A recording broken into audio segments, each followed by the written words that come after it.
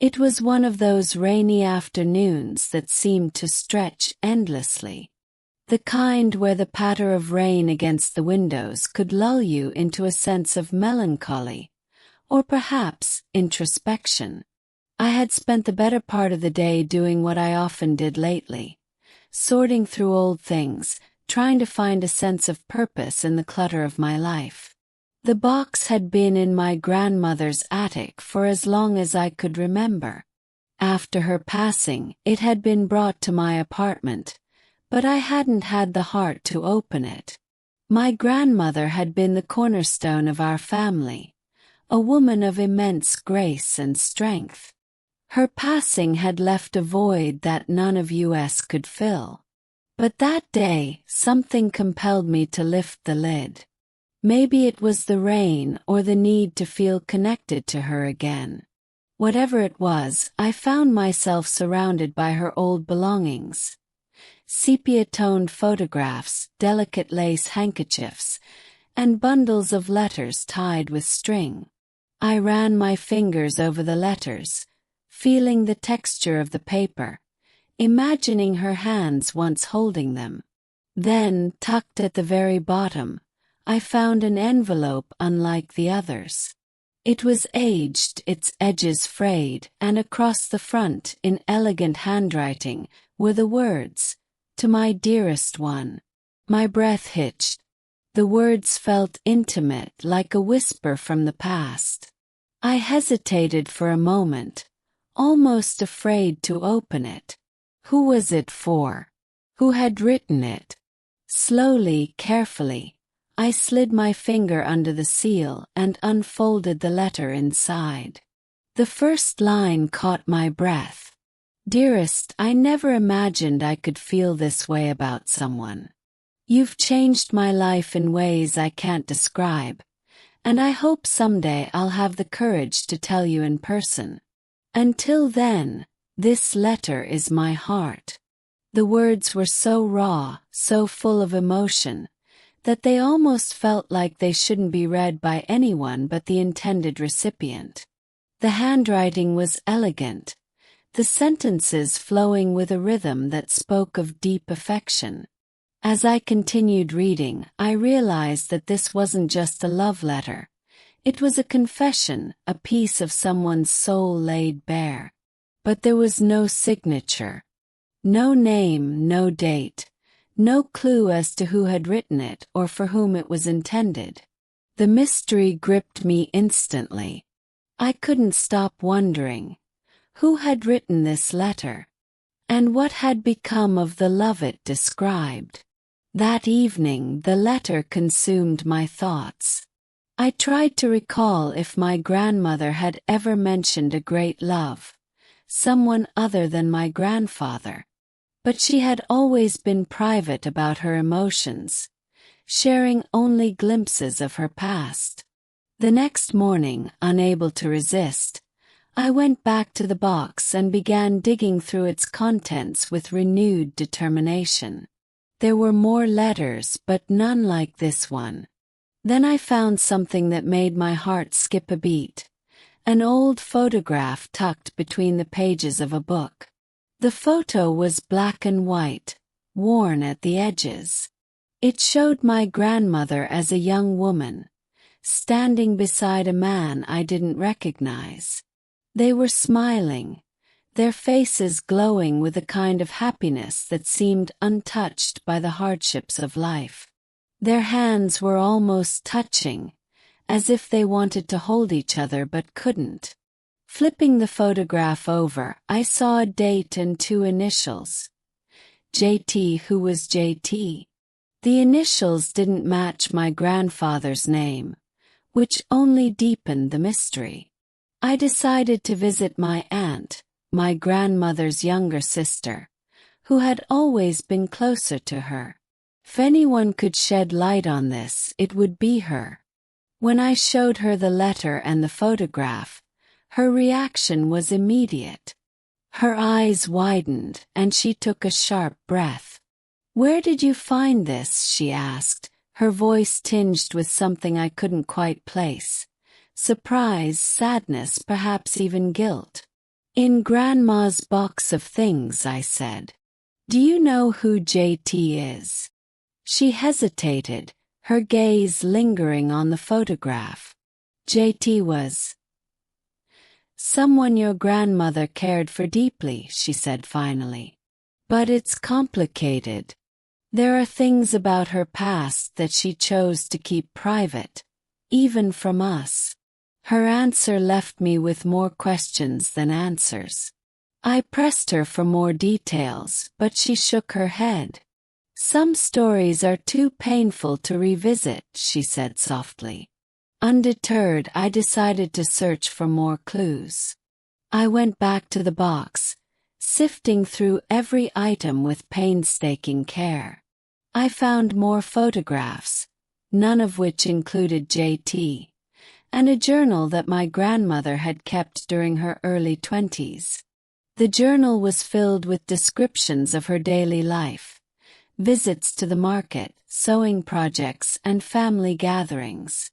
But scattered throughout were entries that hinted at something more. Met JT today. His smile makes the world brighter. Why does life have to be so complicated? Why can't love be enough? I wish I could tell him how I feel, but it's too risky. Too much stands in our way. The entries painted a picture of a love that was intense but fraught with obstacles. There were no specifics, only fragments of emotions that left me yearning to know more. Determined to uncover the truth, I reached out to an older relative, my grandmother's childhood friend, Mrs. Harper. She was in her late 80s but still sharp as a tack. When I showed her the photograph, her face lit up with recognition. "Ah, JT," she said, her voice tinged with nostalgia. They were quite the pair back in the day. Everyone thought they'd end up together. But, well, life had other plans. What happened? I asked, leaning forward eagerly. Mrs. Harper sighed.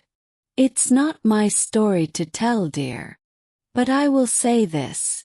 Your grandmother loved him deeply. And I think a part of her always did, even after she married your grandfather. Her words filled me with a mix of emotions. Was this letter a relic of a love that had been lost to time? Or was it a testament to a bond that had endured despite everything? The mystery of the love letter consumed my thoughts for weeks. Every piece of evidence I found, old photographs, fragments of my grandmother's journal, and the enigmatic initials JT, only deepened my curiosity. But I was no closer to finding the truth. Then, one morning while searching through the attic again, I stumbled upon something extraordinary.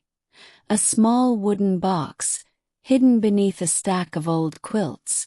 The box was locked, and the key was nowhere to be found. Holding it in my hands, I felt a strange sense of anticipation. What secrets lay inside?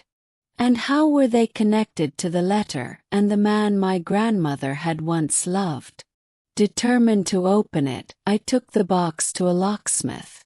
After a few minutes of careful work, the lock clicked open. Inside there was a bundle of letters tied with a ribbon, all addressed to Lillian, my grandmother's first name. I sat down and began reading the letters, one by one. They were all from JT, each more heartfelt than the last. Dearest Lillian, one began, I can't stop thinking about you. Every moment we spend together feels like a dream. But I know the world won't allow us to be together. My family expects me to marry someone else, someone they've chosen. But how can I, when my heart belongs to you? As I read, tears streamed down my face. These letters weren't just expressions of love. They were a chronicle of a forbidden romance, filled with longing and heartbreak. JT wrote about the challenges they faced, the societal pressures that kept them apart, and his desperate hope that they could find a way to be together. But the last letter in the bundle was different. It was dated months after the others and was written in a tone of finality.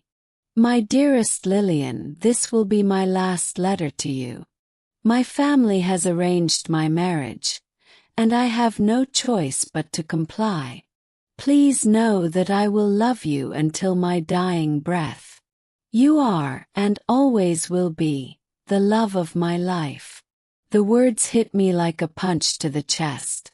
This was it, the end of their love story. Or so I thought. Determined to learn more, I revisited Mrs. Harper, my grandmother's childhood friend. This time I brought the letters with me. When I showed her the letters, her eyes filled with tears. I always knew she kept these, she said softly. Why didn't they fight for each other? I asked, unable to understand why such a deep love had been allowed to fade. Mrs. Harper sighed. It wasn't that simple back then. Families had expectations, and defying them wasn't as easy as it is now. But Lillian never stopped loving JT, even after she married your grandfather. And I think JT never stopped loving her either. Her words left me with a bittersweet sense of closure. But then she added something that sent shivers down my spine. There's something you should know, she said, her voice trembling slightly. JT reached out to Lillian years later. He wanted to see her again. But she refused. Refusing to believe that my grandmother had simply let go of such a profound love, I returned to her journal. I scoured every page, searching for clues about her decision to turn JT away. Finally, I found an entry written years after she had married my grandfather. JT wrote to me today asking to meet. My heart ached to say yes, but I couldn't. I have a family now, a life that I've built with someone else. It wouldn't be fair to anyone, to JT, to my husband, or to myself. But oh, how I longed to see him just one more time. The words were heavy with regret. My grandmother had made the choice to honor the life she had, even if it meant letting go of the love she had lost. The more I learned about my grandmother's story, the more I saw parallels in my own life. I had always struggled to open myself up to love, fearing rejection and heartbreak. But her letters and journals taught me something profound. Love is messy, imperfect, and often painful. But it's also beautiful, transformative, and worth fighting for. One evening, as I sat with the letters spread out before me, I made a decision. I would honor my grandmother's legacy by living my life with the courage she had shown. I wouldn't let fear hold me back. A few weeks later, while sorting through the letters one last time, I noticed something I had missed before. A slip of paper tucked between the pages of one of JT's letters. It was a map with a small red X marked on it. Curiosity got the better of me, and I decided to follow the map's directions. It led me to an old park on the outskirts of town, where I found a weathered bench with an inscription carved into it. For Lillian, my forever love. JT. The sight took my breath away. Even after all those years, JT had found a way to honor their love. As I sat on the bench, I pulled out the last letter from JT, the one I had read before. But this time I noticed something new. On the back of the letter, there was a faintly scribbled postscript. If you ever find this, know that I have no regrets. Loving you was the greatest gift of my life. Tears filled my eyes as I realized the depth of their bond. Their love story may not have had a traditional happy ending, but it had left an indelible mark on both their lives, and now on mine. The experience of uncovering my grandmother's story changed me in ways I couldn't have imagined. I began to approach my own relationships with more vulnerability and openness, inspired by the strength and courage she had shown. And though my grandmother and JT's story had ended, their love continued to live on, through the letters, the memories, and the lessons they left behind.